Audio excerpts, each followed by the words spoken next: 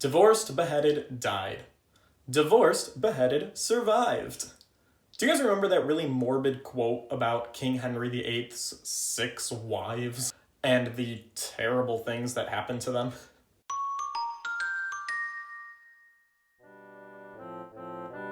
In case you forgot, King Henry VIII desperately wanted a son, but he kept getting daughters.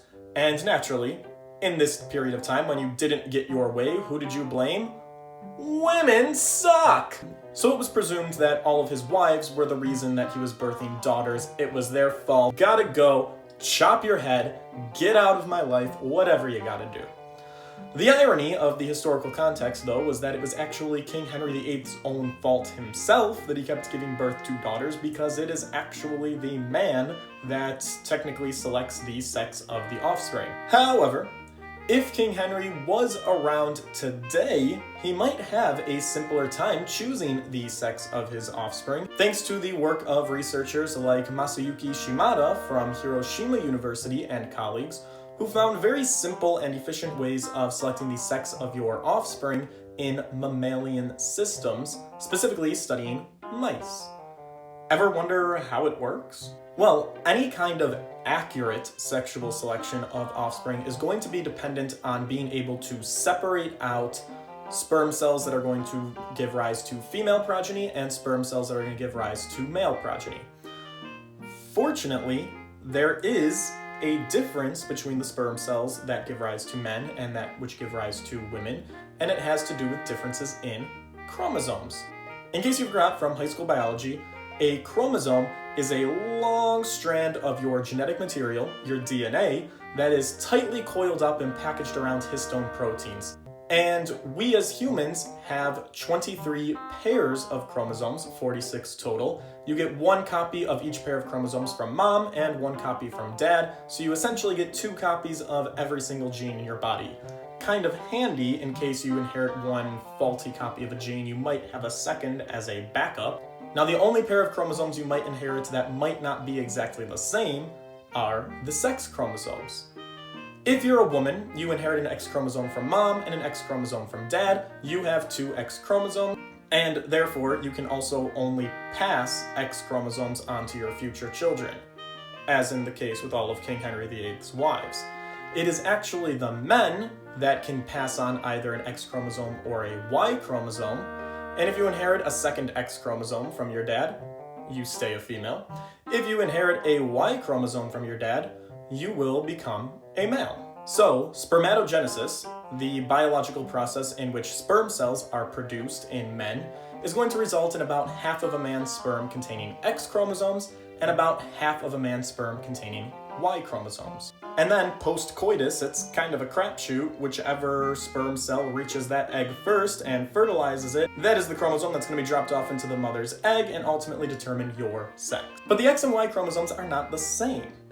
The X chromosome is actually a really big chromosome that contains a lot of genes, about 500 of which are active inside of the sperm cells containing the X chromosome that are non-existent in the sperm cells that contain the Y chromosome. Part of the reason for the X chromosome being so big is that it does actually have important genes that matter to a biologically functioning human.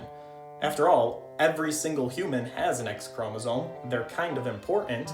Women have the benefit of having 2 of them, and because boys only have 1, that's actually the reason that there are certain genetic diseases that boys inherit more than women.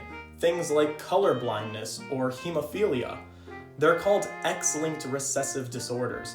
And if a female inherits a bad copy of an X chromosome, she still has another one kind of as a backup. But if you're a boy, you're stuck with the one you got. And if the one you got is faulty, you've got whatever the genetic defect is. The Y chromosome, on the other hand, is really tiny, and it actually really only contains the genes that are responsible for masculinizing the body, growing your boy part. Sperm cells that contain the Y chromosome have a little bit less genetic information than that of the sperm containing X. Now, in the past, scientists would use advanced and expensive scientific procedures like flow cytometry to separate out these sperm cells.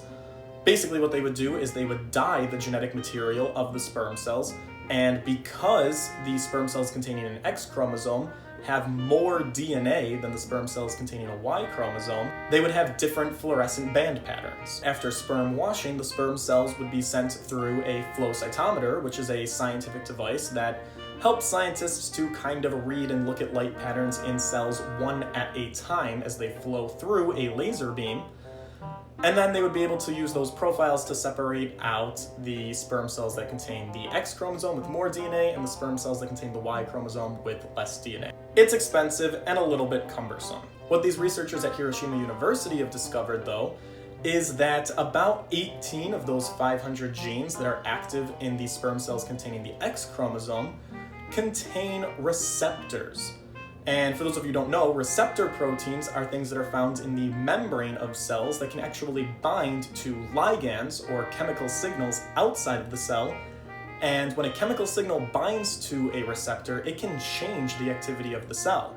So this was very exciting to the researchers. They were like, oh my goodness, if these sperm cells have receptors on them that the Y sperm cells don't, we could take all of the sperm cells, throw them into a media with a chemical that binds to one of these specific receptors, and we might be able to change the activity of the sperm cells that contain the X chromosome for girls. And they did exactly that. These researchers found a chemical that could bind to one of these specific receptors on the female-bearing sperm cells, and what this chemical would do is it would set off a signaling cascade inside of the sperm cell that would reduce the efficiency of energy production. And when these female-bearing sperm cells had their energy production reduced by this chemical signal, they slowed down a little bit, and they did not move as fast as the male-bearing sperm cells. And this simple observable difference made it relatively easy at that point to accurately select the sex of an offspring. Take the sperm cells, throw them into a media with this chemical. Female sperm cells slow down, male sperm cells remain unaffected. Look at the distance traveled by these sperm cells in a media dish. Take all of the fast-moving sperm cells when you want boys, and as these researchers did in this study, they took those sperm cells to fertilize female mouse eggs, and what they ended up with was a progeny of offspring that were 90% male births. And then they took all of these slower moving sperm cells that were in the back, they fertilized female mouse eggs with those, and they got a progeny of offspring that were 81% female.